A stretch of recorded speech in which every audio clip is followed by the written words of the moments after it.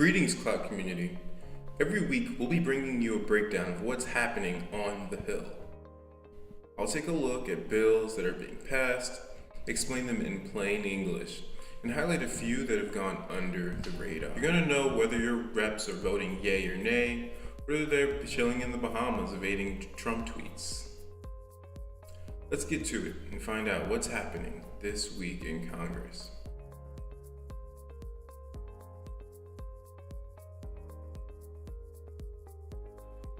This week, the Senate passed S-140, a bill to amend the White Mountain Apache Tribe Waters Quantification Act.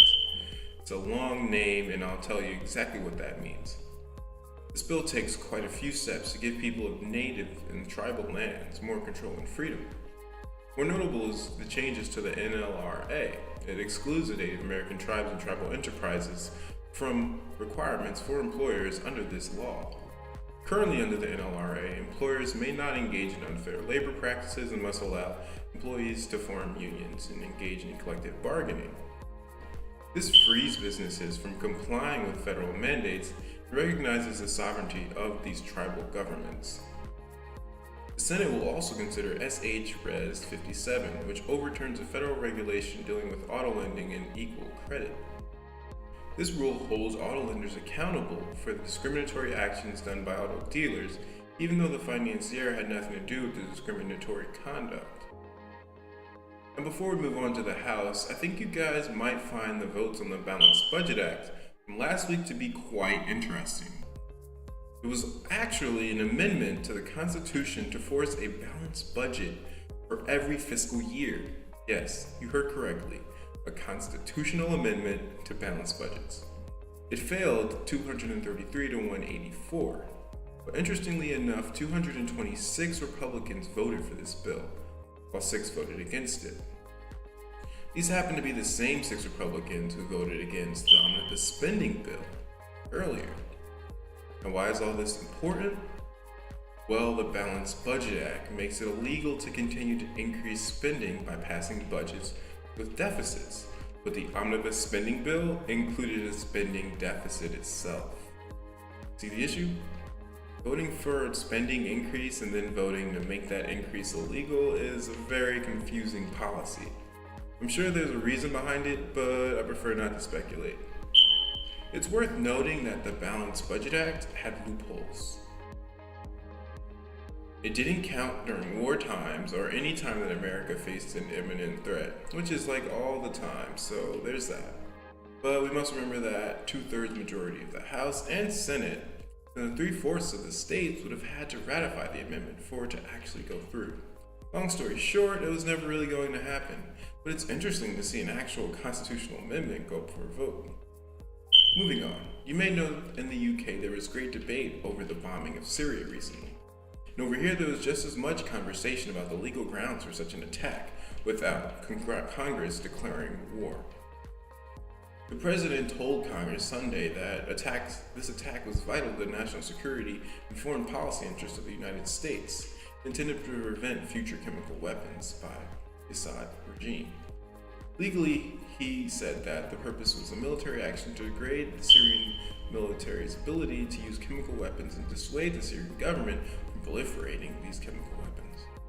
A historical basis would say that this formal notification complies with the 1973 congressional resolution requiring the president to disclose the U.S. troops used in military action.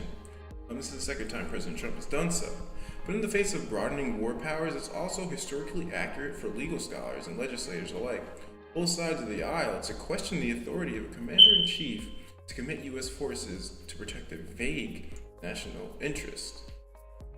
Some Congress people are arguing that the president overstepped his bounds here, and others are working to create a new authorization of military force for him to carry out future attacks in the region, if necessary.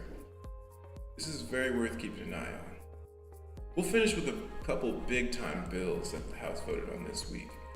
First off, a bill to block Obama's regulations used in the final year passed this week. H.R. 21, the Midnight Rules Relief Act, would make it easier for Congress to reject midnight rules proposed by an outgoing president who is in their final year in office. Rather than having to individually reject regulations that haven't been finalized, This bill would let Congress vote on a single bill to reject multiple regulations at a time. It should be noted that this could be used for the Trump and future presidents as well. Next up is H.R. 266, the Tariff-Free Skies Act. This bill would prohibit the Treasury Department from authorizing any financial transactions that are related to the exporting of commercial airliners to Iran. In early 2016, Boeing announced that it had made a deal with Iran to sell the country 80 commercial airliners for $25 billion. We'll conclude with H.R. 432, the Anti-Spoofing Act. This bill, which passed the House this week, could make it more difficult for companies like scammers to trick people into answering texts. This is spoofing, which is illegal for calling, but now would be illegal for texting. In 2009, it was made illegal to try and hide your number while trying to get valuable information from people online. This would update that.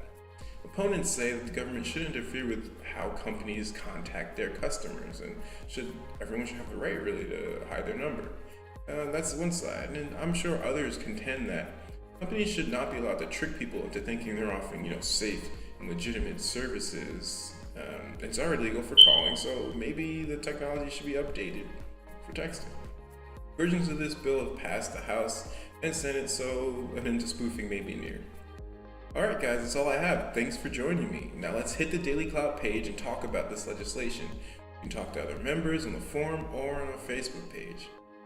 Ask me a question on the membership page and use BillCam to check out legislation that interests you.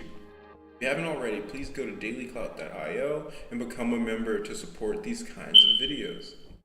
Thanks. I'll see you next week on This Week in Congress, and this is Iziah Thompson.